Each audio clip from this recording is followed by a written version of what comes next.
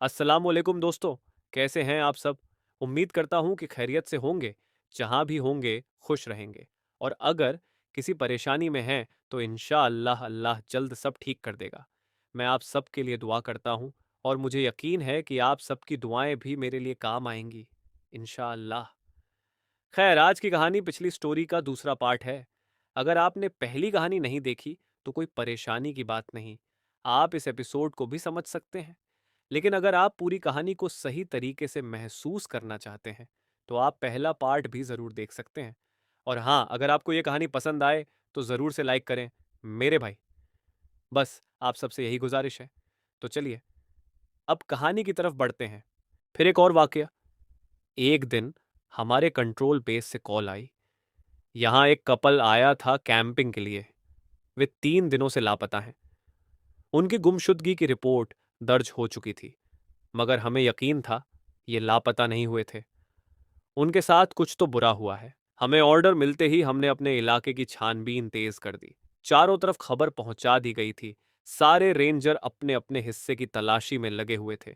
लेकिन सबसे ज्यादा दबाव हम पर था, क्योंकि हेड ऑफिस से साफ इशारा मिल चुका था। वो कपल हमारे ही जंगल में कहीं था। 3 दिन गुजर चुके थे और अब तक कोई सुराग हाथ नहीं लगा था। फिर तीसरे दिन एक और शख्स हमारी टीम में शामिल हुआ। उसे बेस से खास तौर पर इस कपल को ढूंढने के लिए भेजा गया था। हम पहले से ही इस जंगल की खौफनाक हकीकतों से वाकिफ थे। मैं और दानियाल, हम दोनों को यहाँ सिर्फ 20 दिन हुआ था, लेकिन इन 20 दिनों में हमने ऐसी चीजें देखी थीं जिन्हें दिमाग कबूल करने को तैयार नहीं था। हम दोनों रातों को अजीब परछाइयाँ, गहरी सिसकियाँ और अनजानी हलचलों को महसूस कर चुके थे। तीसरी रात ठीक 2 बजे दानियाल की नज़र कैमरा नंबर 8 पर एक खड़ी जीप पर पड़ी। यार, ये गाड़ी कहाँ से आई? उसने घबराई आवाज में कहा। हमने रिकॉर्डिंग चेक की। बस कुछ घंटों पहले वहां कुछ भी नहीं था। मतलब, ये गाड़ी अभी अभी आई थी। हमने फौरन बाकी रेंजरों को खबर दी, मगर उन्हें वहां पहुंचने में कम से कम 1 घंटा लगना था। हम वेट करें या पहले खुद चलें? मैंने धीरे से पूछा। दानियाल ने एक लंबी सांस ली और फुसफुसाया, अगर ये वही गाड़ी हुई तो हमें देर नहीं करनी चाहिए।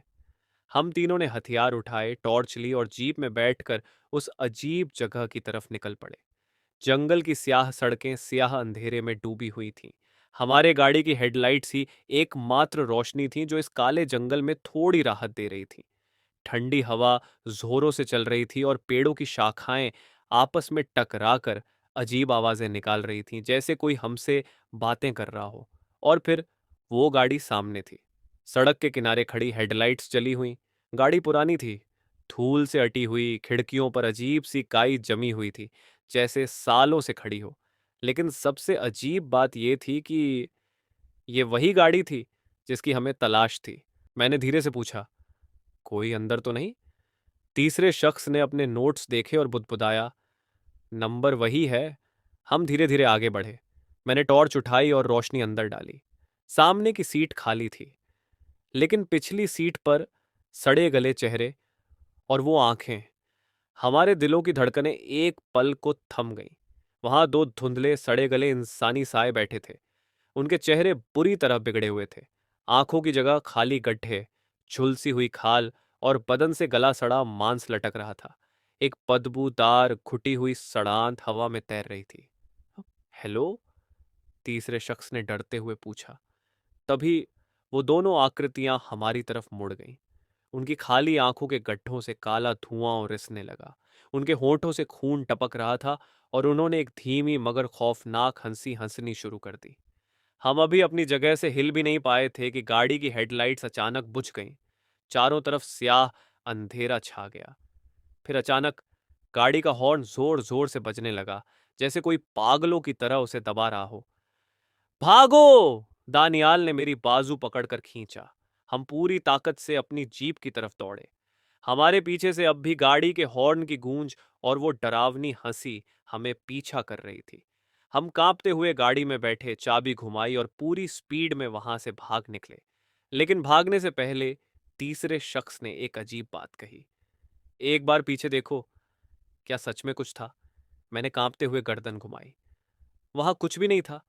ना गाड़ी, ना हेडलाइट, ना कोई परछाई। बस गहरा सन्नाटा। और फिर वो रहस्य और भी गहरा हो गया। अगली सुबह जब बाकी रेंजर वहां पहुंचे तो उन्हें वहां कुछ नहीं मिला। ना कोई गाड़ी, ना टायर के निशान, और ना ही वो कपल। अब कोई शक बाकी नहीं था। इस जंगल में कुछ था, कुछ जो हमारी समझ से परे था। तो ये थी मेरी कहानी। उम्मीद है आपको अच्छी लगी होगी सैफ भाई। मगर ये तो फिर भी कुछ नहीं है। उन लोगों के साथ न जाने क्या क्या होता होगा। इन जैसे कामों में कितना खतरा होता है, ये हम सिर्फ सुनकर नहीं समझ सकते सैफ भाई। ये तो सच है कि इन भाइयों ने जो कहा वो बिल्कुल सही है। इन सब कामों में कितना डर रहता है। अगर कोई मखलूक इनके पीछे पड़ जाए तो न जाने क्या होगा उन लोगों के साथ। ये हम सोच भी नहीं सकते। खैर, ये कहानी यहीं खत्म होती है। और अगर आप लोग भी हमें अपनी कोई डरावनी कहानी भेजना चाहते हैं तो आप हमें व्हाट्सएप या ईमेल के जरिए भेज सकते हैं। तो आज के लिए बस इतना ही। तब तक के लिए अल्लाह हाफिज।